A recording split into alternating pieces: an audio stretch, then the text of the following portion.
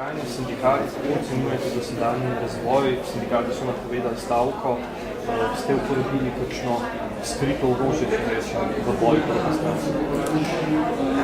Predvsem bi rada poudarila podlago iz socialnega sporazuma, ki smo ga lani podpisali med socialnimi partnerji, da se to dogovarjanje tudi sedaj pozitivno obrestuje in sem prepričana, da tako delodajalci kot sindikati bodo dosegli rezultate z svojim vsakotedenskim in skoraj sedaj na koncu že vsakodnevnim dogovarjanjem, da pridejo do skupnih rešitev.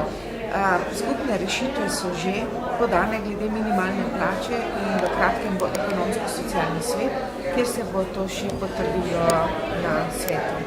Se bo država kaj bolj intenzivno vključila v te spore oziroma v ta pogajanja med delodajalci in delojemalci? Do zdaj je bilo tako, da je država samo nekako opazovala. Ne, glede minimalne plače je država vedno vključena delovna skupina, kjer je tudi predstavnik vlade udeležen pri teh pogajanjih.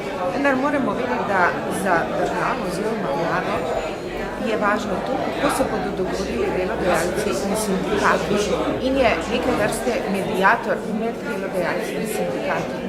Delodajalci in sindikati dosežejo soglasje, potem je seveda že dosežen rezultat, da pri tem vedno sodeluje tudi država. Hvala lepa.